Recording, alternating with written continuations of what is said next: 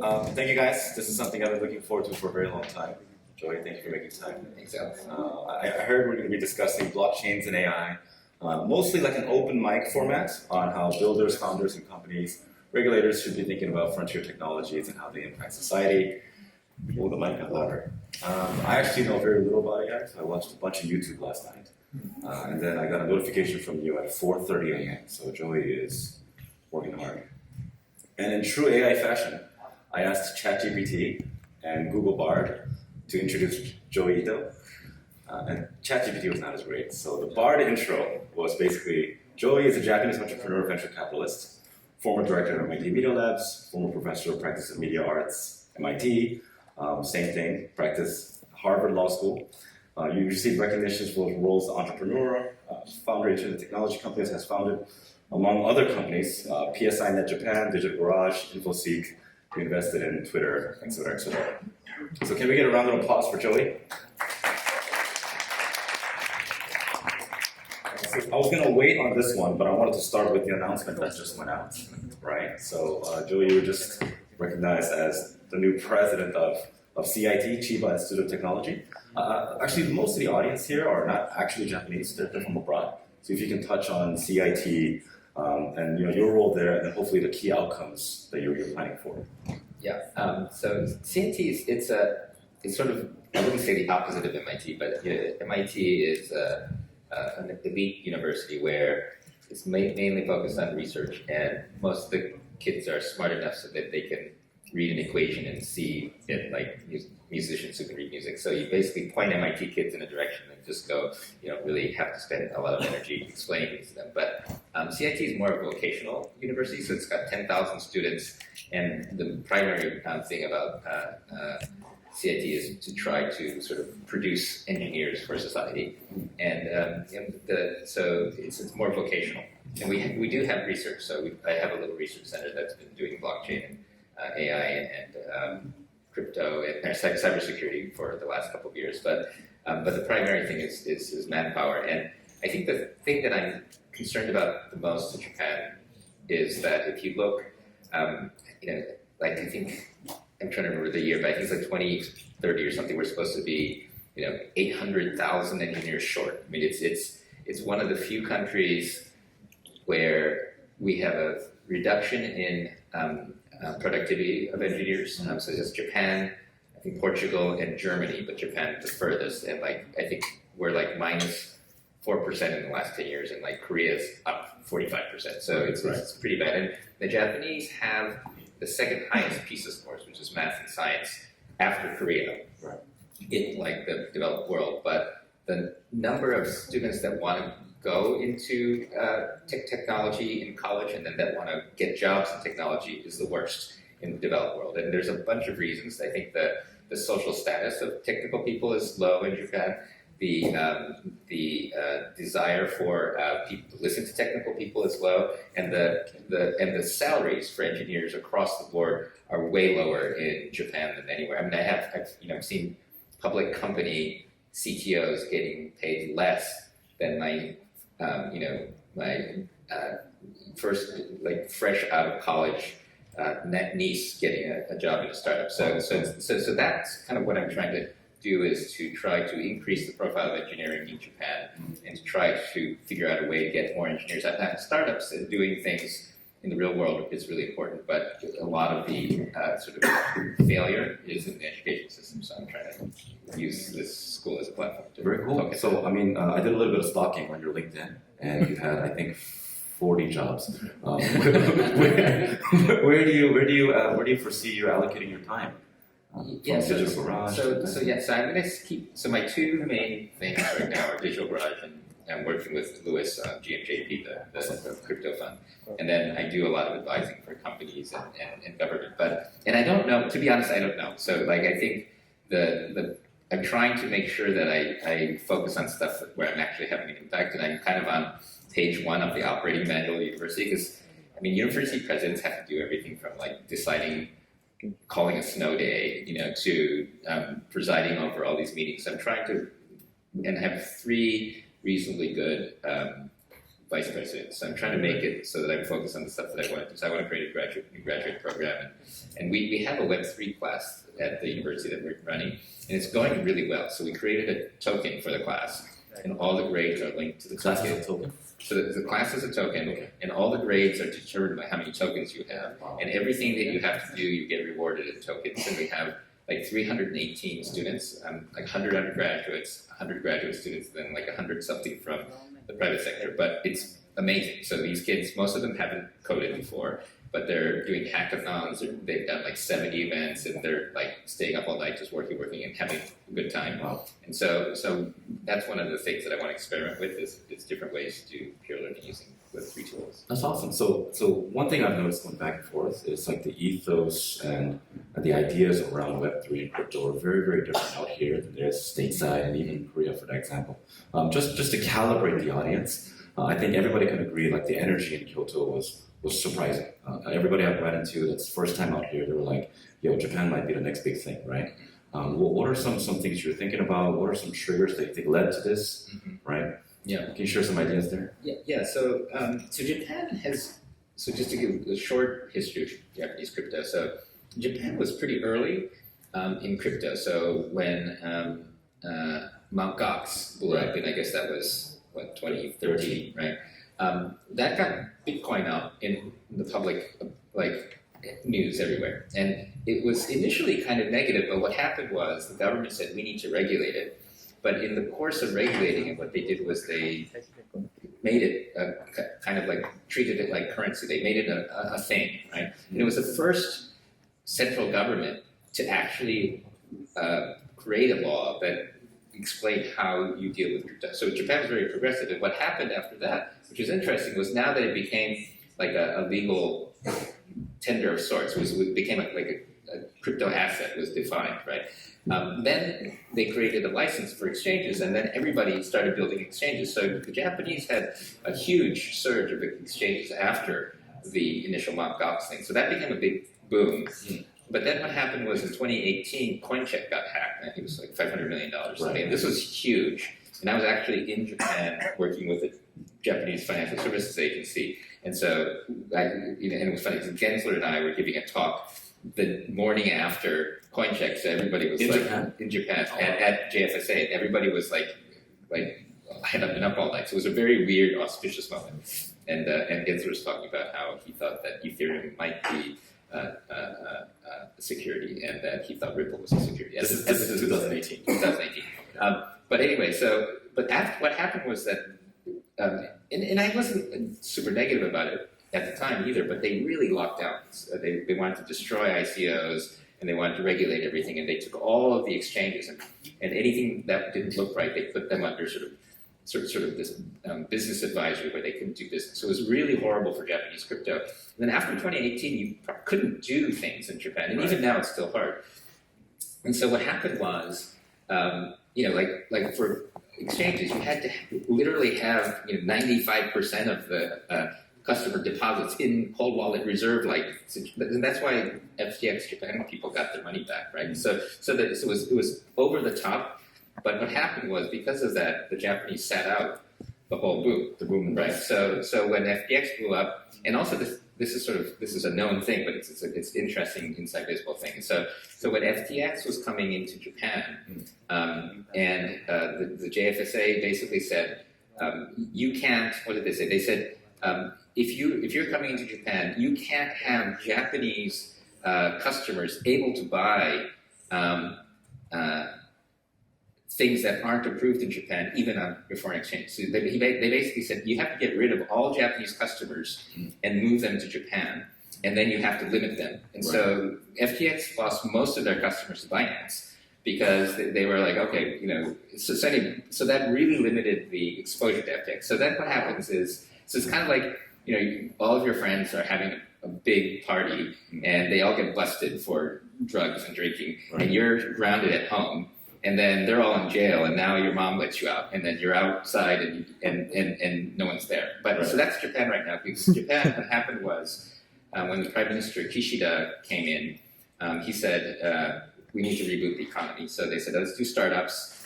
and let's do kind of a new kind of capitalism. This is another thing that he said. Let's try to help local governments. And then we said, well, Web3 is perfect. It does all these things. And so the whole government got behind Web3. And then Kishida-san started going out to these conferences saying Web3, blockchain. And so everyone got behind it. Oh. And because they hadn't been damaged, because if you think about it at the same time in the United States, what's going on is, poor black neighborhoods are buying crypto because they don't have access to things like stocks and bonds and private banks.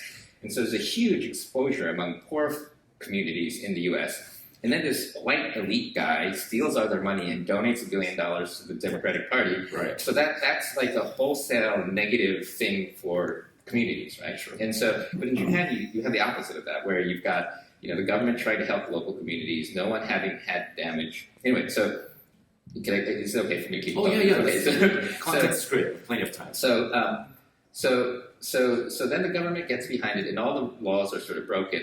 And but they say, okay, we're going to deregulate, we're going to fix all these things. And then the big companies, when the government gets going, the big companies start getting going. And so you have, Docomo allocating $4 billion to crypto. You've got all the big companies, and the biggest bank in Japan, MUFG, is switching on crypto and spinning up a stablecoin company and stuff like that. So, and then what's kind of good about Japan is, so good and bad, is Japanese are slow.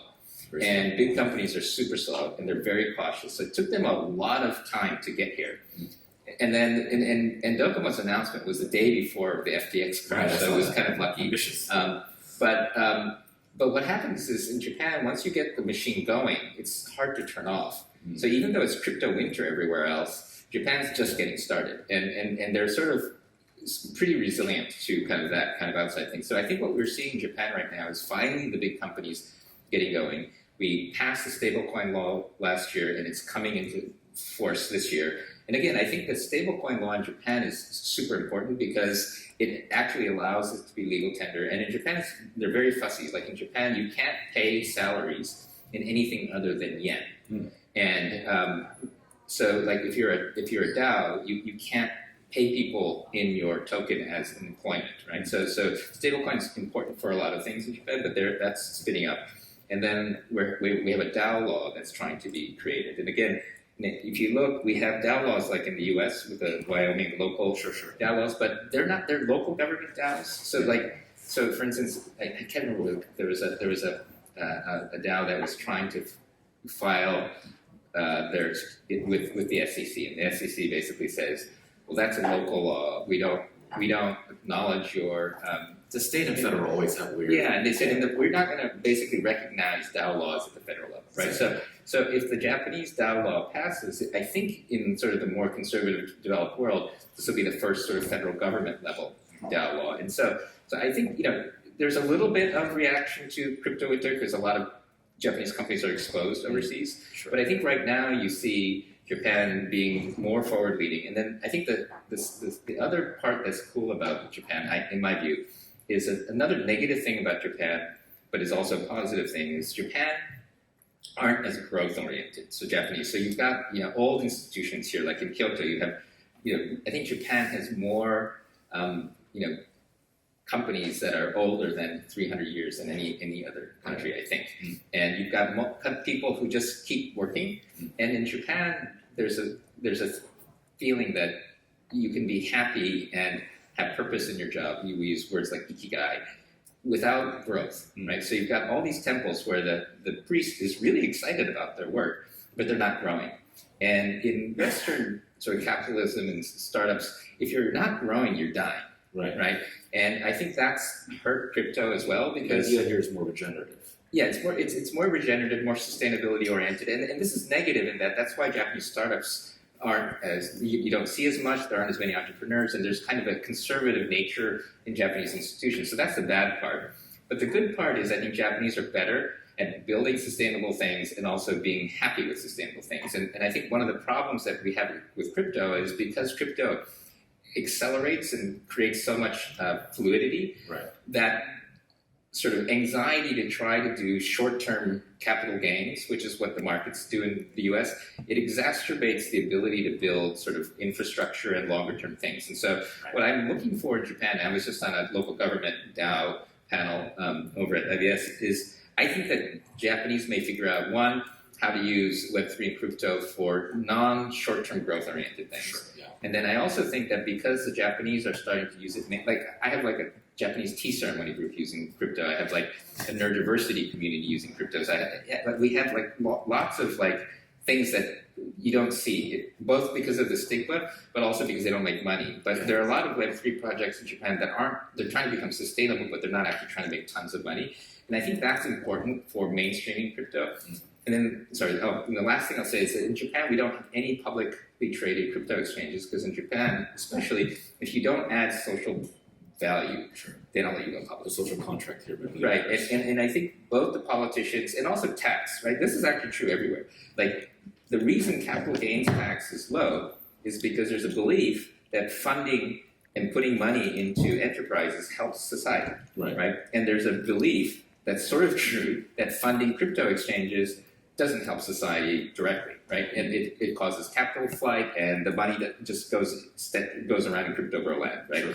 Or at least that's the way it appears. Yeah. It's sort of true. It's very true. But I think that if we start seeing Web3 and smart, like in stable coins and stuff, directly contributing to things like local government and education, then I think we'll start to see both general adoption, but also we'll see companies being able to go public around crypto in a way that we can. And then if we are lucky, that will set an example so that when the rest of the world wakes up, we can sort of mainstream crypto. So I think that's the plan. I think there's like a 50% chance. I mean, I think there's always laws at the last minute shift and can get underlined. And then the other thing is that we sort of survived a snap election, but I think right now we've got like a star alignment where the Japanese head of the digital promotion office is close to Kishida, the prime minister. And we've got a whole bunch of good bureaucrats in place in all of the different ministries that are all generally pro-crypto. So it's like we have like 4 layers all lined up. But if politics change, that could just go opposite. So I have a personal question for you in this light. So in general, like the sense I got in Japan every trip is it might be a low rug or like a low rug market by default. Whereas in the other parts of Asia where I'm more familiar with, it's like everything is legal until it's not, right? But however, like, when we're talking about this over-regulation, under-regulation idea, in general, Japan feels very structured, and structure favors incremental growth, right? How do you think about that, or how do you think the regulators think about that? Do they want to just open up a sandbox and let people run wild, kind of like Hong Kong? Yeah, that doesn't happen here. Yeah. And I think it's very different depending on who you talk to. So if you talk to like Mike, who ran Liquid, I mean, his personal story is that he completely got screwed by the regulators, right? So he's very angry. And then there are other people like Oki Matsumoto who bought CoinCheck out of the hole and turned it into this thing and is kind of loved by regulators. So it really depends on probably on who you are, who you work with, and stuff like that. I mean, Japanese regulators can be very tough. But to your point, I think that if you are on the good side of the regulators and you're careful, and this is true in any country, but basically what you want to do is you want to be on the inside while the regulators are keeping everybody else out. I mean, that's kind of like regulatory capture sort of in that field. I think in Japan, it is hard for outsiders to come in, and things are opaque. And I think if you're an insider, they tend to tell you things that they don't tell the outside. Now, that's normally true, but I think right now we're lucky. So if you go to IBS, you meet Ushida Ryusuke, who's the JFSA guy. He's sort of the main guy. He's also on the FATF board, but he speaks English. He's technical. He'll answer all of your questions, and he's pretty direct. And it's very rare, and he's the head of the FinTech promotion office, but it's very rare to have somebody like that.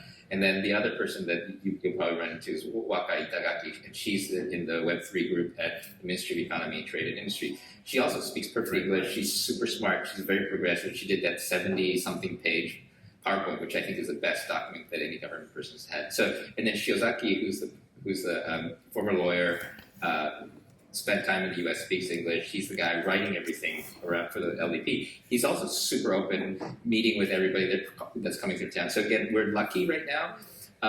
I do think, again, that if it shifts, they can get a little bit more conservative, but they tend not to overturn and also the difference is Japanese is like continental European civil law, which is much more bureaucratic than like U.S. and British common law. So common law you can change a lot based on courts and based on sort of the way you want to move. I think that the bureaucraticness of the way the law is written, it makes it slower. It makes it harder to change though if you have an error. So like right now the tax law is pretty hard to change. Yeah. So I don't know if that answers. Well, it's something I've been thinking a lot about because that's always a blind spot for outsiders trying to come into Japan. Yeah. And the large audience here in Kyoto today are like large corporates, a lot of layer 1, layer 2 protocols trying to find their footing in Japan. Yeah. Do you have any broad advice for them? Yeah, so I listed some names, but so for instance, the Japanese Financial Services Agency has a help desk, and they even have a permanent person in Silicon Valley, and so you can go and ask them questions, and they will answer your questions. It may not be the answer that you want to hear, but they will tell you, and they're more clear than traditionally. And then there is a sandbox process. So if there are regulations that should be changed, you can do it in the sandbox and test it. And then there's another thing called the Innovation Hub. So this is something that Ryusuke runs. And what that is like, for example, I've been talking to them about can we do MPC wallets instead of cold wallets? And we'd like to show that they're secure. Well, what they'll say is, well, the law said specifically cold wallets, but why don't we do something in Innovation Hub and write some papers and prove that the quality is as secure, and then we can change the regulation. And what's cool about like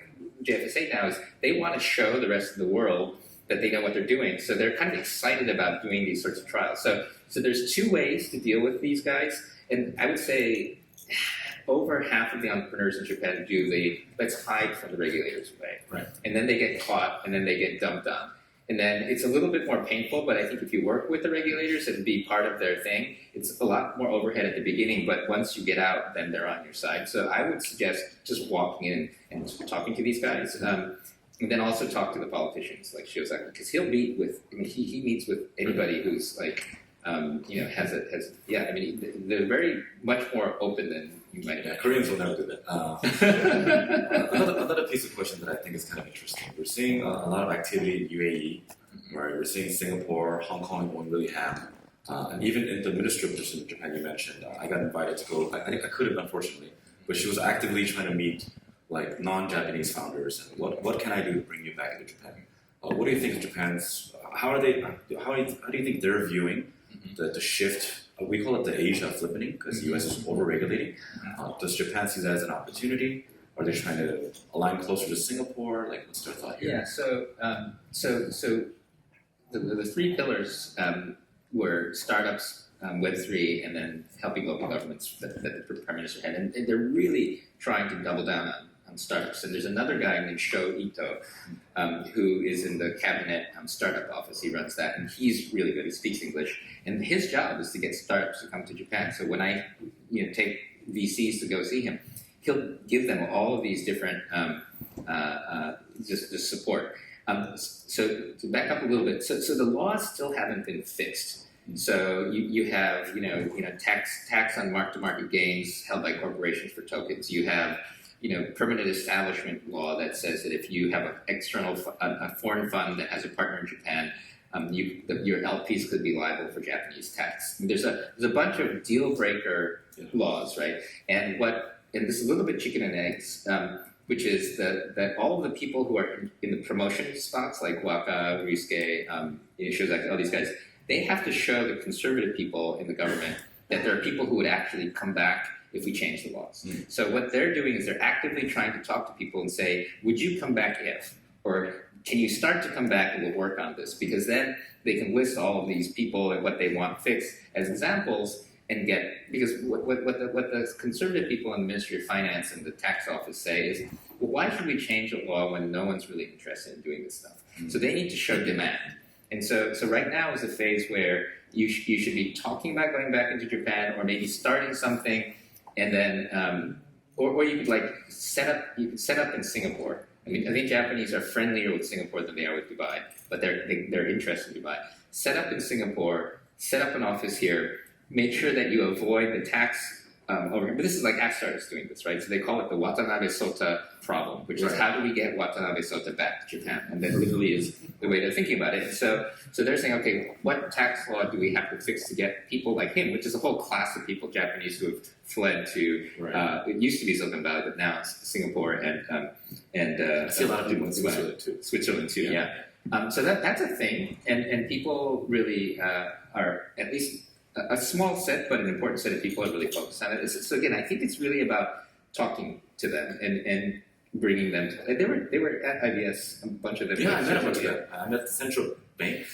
Yeah, so Hato guy, he's great. Yeah, and the central bank thing is really interesting. So the senior people in the central bank, like the guy at Kyoto University, Iwashita and all those guys, they are kind of very negative on programmable money and blockchain, and so they're like, we're just going to be a database behind the banks and just maybe we'll make something that's a little better than our current netting system. That's sort of their position. But then you got people like Hato guy, and they're like and when I was at MIT, we started this relationship with the Boston Fed and did this thing called Project Hamilton, which wasn't blockchain, but the Bank of Japan has downloaded the open source and ran it and know all about it. So people like the younger people in the FinTech center understand everything, and they're not allowed to speak publicly on the record because they're central bank. But if you talk to them one-on-one, they're really smart, and those guys are interesting too because they're not in it for the money. They're really trying to build infrastructure, and I think that it'll take a while before the Japanese central bank actually does anything. But behind the scenes, they actually understand a lot of the pitfalls and a lot of issues with the banks, and so those guys I think can be sort of more quiet opinion leaders. Very cool. I want to double down a little bit more on what's happening on the ground. When we first met, you told me about like aging cities using DAOs to try and repopulate. I'm sure you have a lot of visibility into what the corporates are thinking, what the stablecoins are thinking. Can you highlight 2 or 3 really interesting movements that are going on in Japan that maybe we might not necessarily be able to see? I hear rumors that Pokemon might be cooking something. So I can't confirm or deny most of those rumors, but on the local government side, so helping local governments was a big part of this national initiative, right? And it has to do with politics. It's similar in many other countries where local regions have a lot of votes, and you've got a huge number of these local regions because of aging and everyone moving into the city that they're basically bankrupt. I'm trying to remember exactly what the number was. It was like 1,000 municipalities are bankrupt, and so they can't offer basic services anymore. And so they're trying to get there. And then there are also things like market inefficiencies where you have a lot of local governments have projects that could earn carbon credits if they were properly audited, but they don't have the money to do the auditing. So one proposal that I've seen floating around that I'm trying to help is there's an energy company that wants to tokenize the right to carbon in exchange for funding the auditing of the carbon, and then create a marketplace for the carbon credits. And then there's a bunch of Japanese companies that want to buy the carbon credits, because one of the problems with like Toucan and some of these other guys is, and the pure crypto guys just want to know the market, but they're not really aggressively doing the hard work of auditing or doing the hard work of finding the buyers. And so what's interesting about Japan is you've got like huge companies like Panasonic and Sony, and they're all like, okay, we need to buy tokens. We like Web3. Let's participate by being a humongous buyer. And then you've got all these local governments that have all these projects, and then you've got somebody in the middle. And so for me, what's cool about this is, and because they're all generally not negative Web3, you can kind of get into one room, both sides of the market plus the people who build. And for some reason, I haven't seen this. I mean, everybody wants to build a cool little layer, but they don't go end to end. So with the local government stuff, there's that. And then there's a lot of willingness on the part of these local communities to engage. And so it's, we don't have as many developers as, in Switzerland, for example, and we don't have as much of the regulatory stuff figured out, but there's a bunch of these local governments are trying. And then I think the central government is going to probably put together some budget to help. And so we'll see where it goes. But I'm hoping that the local government thing will onboard, and then from the big companies' perspective, right. They want to switch. So if you read the white paper that the Japanese ruling party put out, it says eventually everyone will be using crypto. which is sort of the opposite of what Gensler was saying, which is no one should be using crypto, Money right? is already digital. Right? Yeah, I mean, what did he say? He said, we don't need new digital currency. We already have it. It's yen, euro, dollar, and but so the banks are trying to figure out a way to switch it on for everybody, right? And so and this goes back and forth and hasn't gone there yet. But I could imagine the government even saying, maybe we should use crypto as a way to sort of airdrop money to people. There's a UBI kind of idea? Well, so like we distributed a lot of money during COVID, right? And all over the world, it was like horrible costs and horrible fraud, right? And they wanted, in Japan, they're trying to promote their national ID. We've got like 60% penetration, but they're trying to figure out what we can use as national ID for. The cool thing was that the Ethereum global hackathon, one of the teams, showed that so the Japanese national ID it's kind of clunky, but at least it's newer than many other ones in that. So it's got an RSA public key private key with a pin. So you can the startup basically made it so that it converts your RSA public key and maps it to an Ethereum address. And then, so everyone that has a national ID has an Ethereum address. And then you can sign transactions by using the PIN, and you can just assign it to your phone or something like that. So I told the politicians, and it's basically a digital wallet, right? So I told the politicians, you can tell everybody that you've actually given everybody in Japan a digital wallet, and that everybody already has an account. And so they're like, oh, that's kind of cool. So I could imagine, this is I'm just making this up, but I think this could happen, which is every national ID could become a wallet, and then all the major banks switch on stable coins for those wallets, and then that we end up with a basic infrastructure that includes being able to get your salary and your transactions with the banks all done. That's like, now, will decentralized people hate the idea of using your national ID? Probably. But I think that's going to be the way we onboard, could onboard a bunch of people. I feel like part of the problem with crypto is crypto people, so maybe we should address a newer audience, right? Yeah. Well, one comment I like on the big company topic is the very obvious idea that we're hearing is that Japan has some of the best and most interesting IPs, right? Is there anything you could share on how companies that hold a ton of IPs, how they should be thinking about Web3, blockchain, maybe even AI, just frontier technologies? Well, so I hear UGX a lot. Yeah. So to give you a little bit of sort of reality check. So and I won't name names, but a lot of the IP is held by big publishers in Japan, and they're actually not that interested in crypto. I mean, so the CEOs tend to be interested, but sort of the rank and file people really like that they have an unfair advantage and that it's not decentralized. And so they all have Web3 groups, but they're not super into it. And I think that the company like Sony's kind of into it, and I think that some of the little game guys are starting to get into it. But I think that the real energy in Japan is going to be the actual talent, right? And one of the DAOs that I'm trying to set up is a DAO for our like my podcast and some of our media stuff. But in Japan, there's a like a legal structure for developing IP where you set up. It's called a seisaku iinkai, but it's basically the publisher and various parts of an IP thing get set up, and then there's certain tax and securities exemptions. But it's really negative for individuals, right? So I mean, it's everywhere in the world. I mean, I used to work in Hollywood. In Hollywood, you basically pay the people who have all the power, and then like Forrest Gump. Remember the movie? Really popular movie. Yeah. My understanding is the person who wrote the book didn't get any money because the movie didn't make money.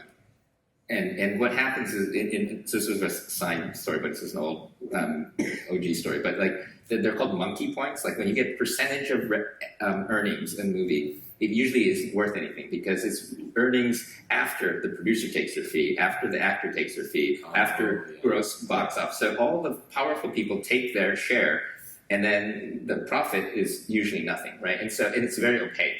And so one of the things that we're trying to do is make people's share more transparent, and then set it up as a DAO so you can see everything. You can see what percentage you should get and prevent dilution and stuff like that. But as we start to pitch it, like right now we're trying to set it up, and they say, okay, well, corporations can be participants, but individuals can't. So I can issue a ERC 20 and give shares to companies, but the law prohibits me from doing that for individuals. So there are all these crafty laws that were created to protect companies and hurt individuals. And one of the things I think that for the IP to really unlock in Japan is I think we need to sort of change the supply chain. Now, that's kind of heresy from the big publisher perspective.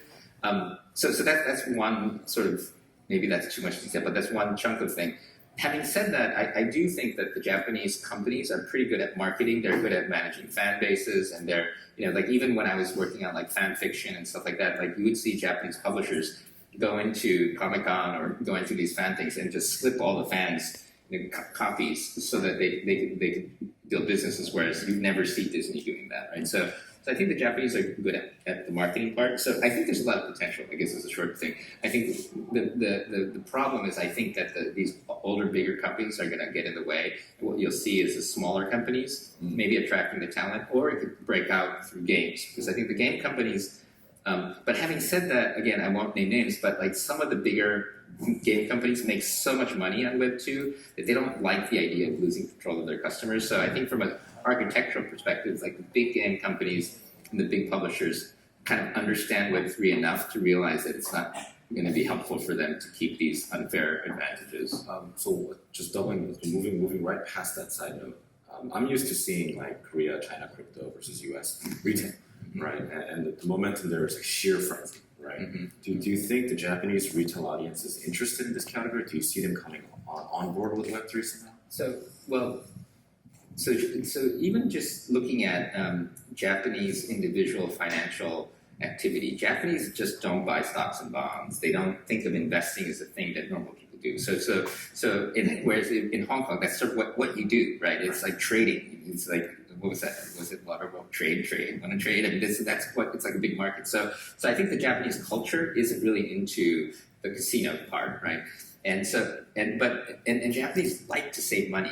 You see 85-year-olds still saving money, and and that's a national pastime. So I think that and then frugality and all this stuff. So I think there's going to be a different style in Japan, and I don't think it's an either or, because I do think that the investment, and I do think that for things like art and stuff like that, you want speculation. So I don't think that should go away.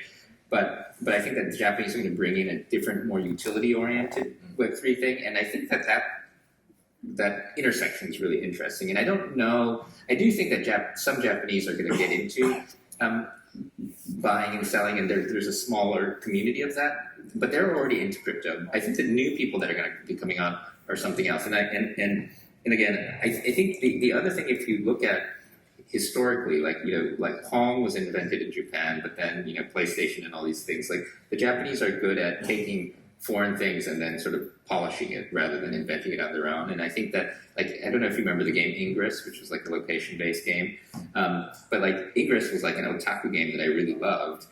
But then Pokemon Go is Japanese. So I feel if Ingress is crypto culture, Pokemon Go is the thing that's going to happen in Japan, and then that's going to mainstream things. And I think that the hope of the big Japanese companies is that this is they missed Web 2. Right. Because there's no Japanese Web 2 brand that's successful internationally, but maybe with Web 3, like they did with video games, they can establish a few big bets. And so the reason a lot of these big companies are betting right now is, from a macro perspective, Japan's going down the toilet. We're aging, we're losing manufacturing, and they need to do something. They realize culture is an asset. So from a macro perspective, doubling down and trying to build the next big Sony PlayStation in Japan around Web 3, that makes a lot of sense. So banks will lend you money to do that. People will come to work with you on that, and the government is behind that. There's the Cool Japan project and all this other stuff. So there's a lot of wind blowing in that direction. But I still think the crufty old Japanese big company thing takes, for me, and discounts the probability by a huge percentage. That it's going to still a huge chance of failure, just because we can't get out of our own way. I mean, so you've been in the internet space forever, right? I mean, forever, yes. So can you calibrate the level of interest or excitement today in Web3 or in AI, kind of the frontier categories, to mobile, app store, or even before that? Is it more or less? Well, the Web3 appetite is definitely down because a lot of the younger kids are looking internationally and seeing the crypto winter. But kind of at the infrastructure level, the big company infrastructure level, I feel there's sort of almost less resistance than there was in the early internet. So the early internet, when we were doing like ADSL and stuff like that,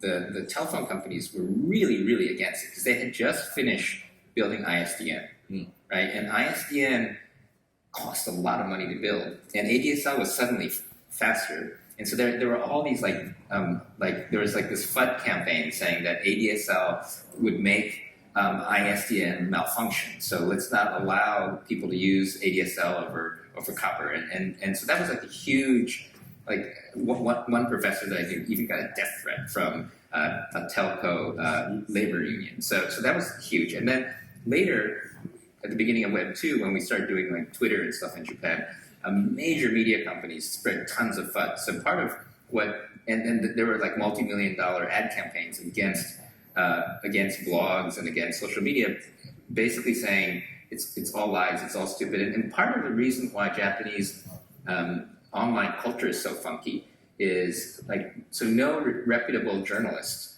wrote on the internet because it was just considered bad. Okay. Whereas in the West, you had reputable journalists starting blogs and stuff like that. So 2chan just got really powerful in Japan because they became kind of a culture.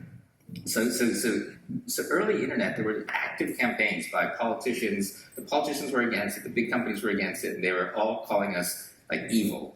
Whereas with Web3, you have the biggest bank in Japan, you've got these politicians coming to our conferences. It's a very different overall societal expectation, and I think it comes from having missed Web2. So I think that's there. And then the other thing is that the Japanese are. It's hard to see, but the Japanese are in fact doubling down on startups more than they've ever done in history, even during like the internet days. So once that starts to unlock, it should become a lot easier for startups to do things. Again, we need to see that it actually happen. But I mean, the amount of money that they're talking about and stuff like that is way past anything that they've done. So hopefully that will turn into some energy. Okay, so sidetrack from there. We were at the Sui Builder House, right? And the mission for Sui was, to build foundational technology that enables sort of the promise of Web3, right? A lot of the earlier tech stack maybe needs some upgrading here. Everything we heard today were like big company interests, government interests, new regulations, new laws to enable stuff. Like, is there a role that, and the whole DevRel teams here, and a lot of these folks are builders, is there a role that open source can play here, or is that going to be very different? Because a lot of what I hear is end-to-end control. Yeah, so open source has been very slow in Japan. Yeah. And then this gets back to the very first part about engineers in Japan. So Japanese are risk averse, right? So most people who are in big companies don't want to be on the hook for having made a decision that turns out poorly. So basically they outsource it to IBM or whatever. Pick your SI company, right? So the system integrator takes the responsibility, but if it fails, the person who made the decision, if they had given it to a big company, they're not responsible. And so that's why you don't get people making technical decisions in big important places. And then what happens is then you get these system integrators that are sort of incentivized to make these big institutions sort of dependent on them because they give proprietary systems that no one else can maintain, and they can sell the same thing to 5 different people if it's not open source. And so, and because it's outsourced and it's all waterfall, it's about how much it costs. It's all man hours, right? So I remember one big SI company selling, a $10 billion contract. It's ridiculous, right? I mean, it's a multi-year contract, but the amount of money that flows. Somebody bought that. Yeah, and the thing though is that it's all sort of man hours against proprietary code is sort of how that system works. And so I think what's happening now is startups use open source because open source makes a lot more sense if you kind of know what you're doing and you trust your technical people, right? So when I say that I'm trying to increase the social profile of engineering, and is that you want board members and politicians and people in the actual companies being technical, and I think then you start to see agile software development. And so what we're doing a lot right now in Parasol and of the companies we're working at, they're starting to work with these businesses and integrate in a traditional agile way, where the business people hang out with the technical people, look at the sprints, and then realize that you can actually integrate technology into your business. You don't have to buy products from these big SIers. So I think that Web3 will hopefully help create that culture, but I think we need to overall increase the profile of just at least having technical discussions. I think it's going to take a little bit of time, but to get back to a little bit on Sui though, I mean, I think that the thing that's good about crypto winter just overall is that it's giving us breathing room to actually build infrastructure. Right. Right. And I think that right now, if you look at the big Japanese companies, they're worried about the blockchains. It's expensive, slow, and unstable. And they want something that's more like what Sui promises, but they also want to test things and make sure that they work, right? And because we have a little bit more time, I think that it's going to be easier to get people to do proof of concepts and get their head around things and try to actually build a solution that works rather than kind of rush into something just because everybody else is doing it. So I think that it's really good timing. And I think the big companies are interested in doing sort of multiple shots on goal, because that's what they do. So I think it's a good opportunity to get some of the big companies on board and also to build up. And this is why I think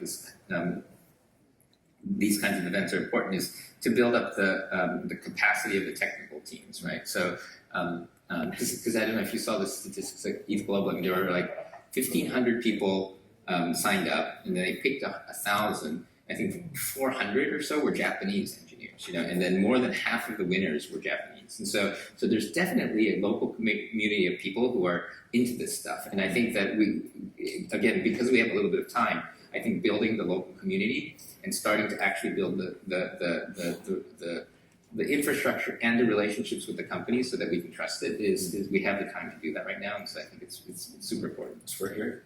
So some general questions for you then, because one thing we wanted to chat about was also AI as well. Sam Altman coming into town. Do you feel like that's changed corporate or broader interest in blockchain, AI blockchain? Is there a cross section there? I'm hearing more and more VCs or even Paradigm, saying that their Paradigm's really famous, crypto VC, saying that they're going to do more frontier technology, right? Is there a story there? Well, so first of all, I think it's important to remember that AI has been around since 50 years ago. And I was just at the Interop meeting, which is the infrastructure guys, and it was the 30th anniversary. And the people who were in the audience were people who've been doing it with me for the last 30 years. And when you look at the internet and like the number of hosts and the number of nodes, it's just a smooth kind of S-curve, right? And if you look at even AI, even like LLMs are 3 years old. I mean, if you look at sort of, Moore's law and you look at AI, I mean, it's pretty smooth, right? And what goes up and down is the hype cycle, right? And I remember, like, I wrote a book called Digital Cash in 1996, when I thought that crypto was coming, right? This is back with like eCash and Mondex, and then it crashed, and then with Bitcoin came up, and then it crashed again. But like these guys at the Bank of Japan, I mean, they've been doing it since the 90s, and so I think the one key thing is the technology is pretty smooth, and the hype cycle goes up and down.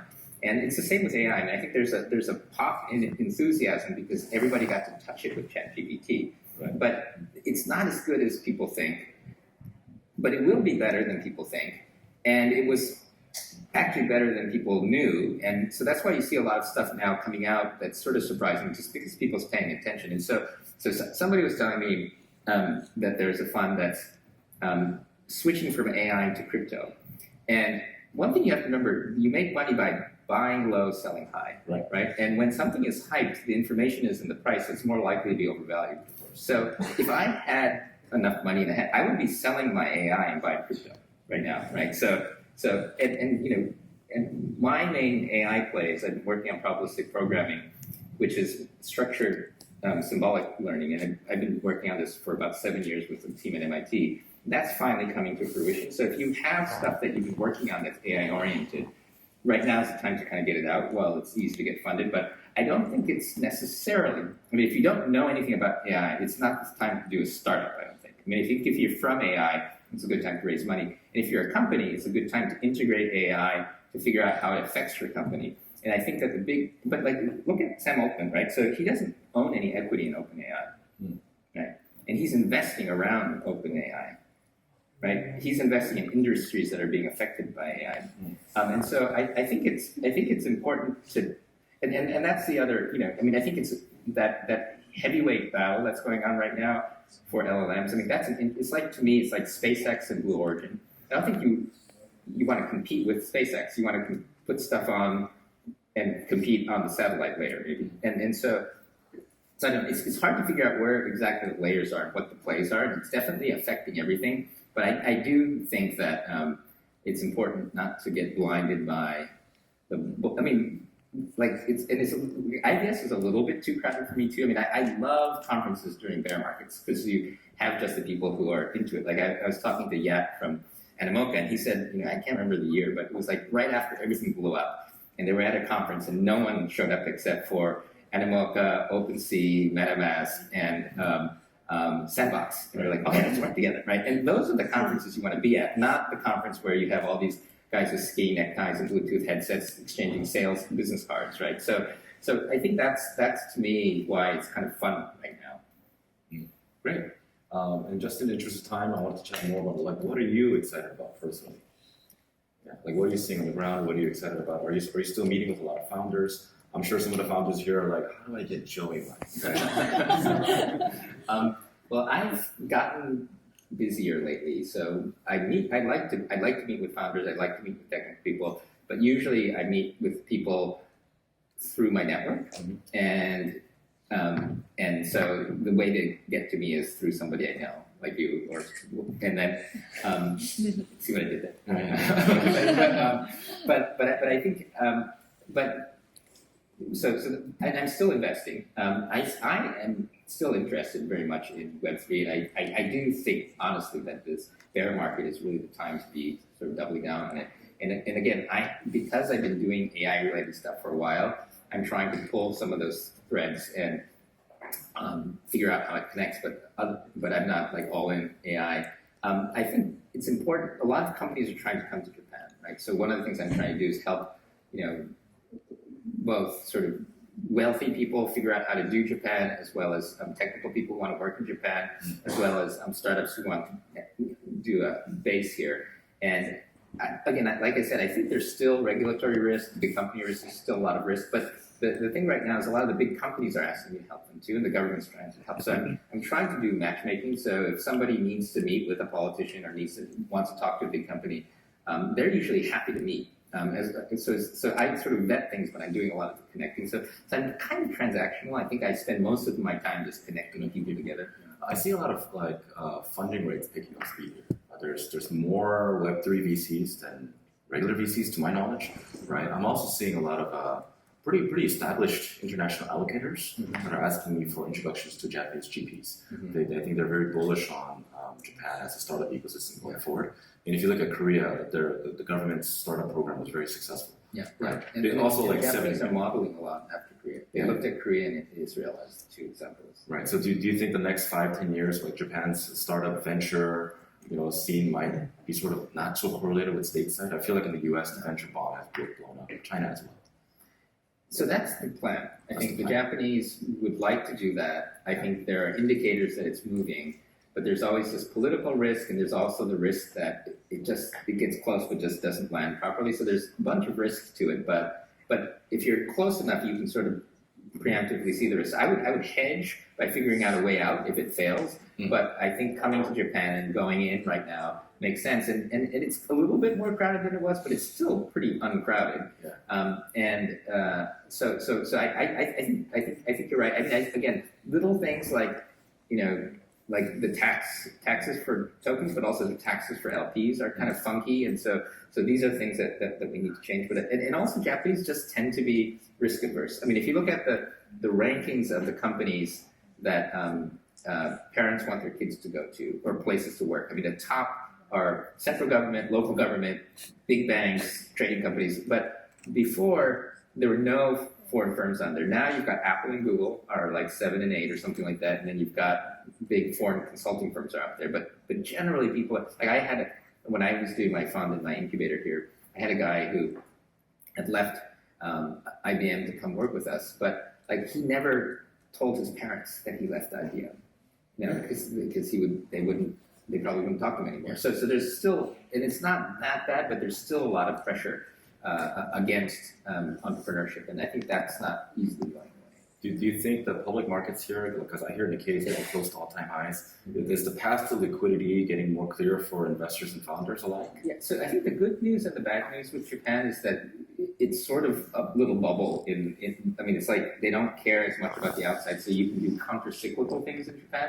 And then there's a lot of pressure on the markets right now because Japan is like this weird thing. You've got activists coming, there's a lot of corporate governance things trying to change. So I think there's a lot of potential in the Japanese public markets, and it's possible, for example, for the Japanese markets to behave very differently than the rest of the markets. So, for instance, start to see exits happening, things like that. But I think that's kind of random. I mean, I think that Japanese screw things up as often as they do things right, and so. But again, I think it's a counter-cyclical hedge. So, like, I think if you have enough exposure to the Japanese market, as well as, let's say, Hong Kong and Europe and the U.S., and when you're ready to go out, if you have the choice of coming out in Japan and the Japanese market is doing well, I think that would, if I were an entrepreneur, I'd probably domicile, like have a team in Silicon Valley, maybe have my my ownership right now in Singapore. Definitely have a BD and a development team in Japan working with all these big companies, and then track the regulatory changes both in the U.S. and Japan very carefully. And then, as you start to see it move, just like go in is kind of how I would think. I mean, that's some great advice for founders. But I don't know enough about Hong Kong and Korea. So that's my view without too much knowledge about Hong Kong, Korea. I mean, can you tell me what you Korea's think? like China with better packaging. You have to remember that the governance in Korea is very different than Japan. So every president we've ever had in history went to jail. We have 10 zaibatsus, not 25. 9 went to jail, right? So in Korea, the regulators oscillate between overreacting and underreacting, and we were definitely the part of the boom and bust. So until somebody goes to jail, somebody gets prosecuted, there's not much going to happen there. And it's a lot of optics as well. So a lot of the leaders from the last cycle in crypto are just being scrutinized for no reason.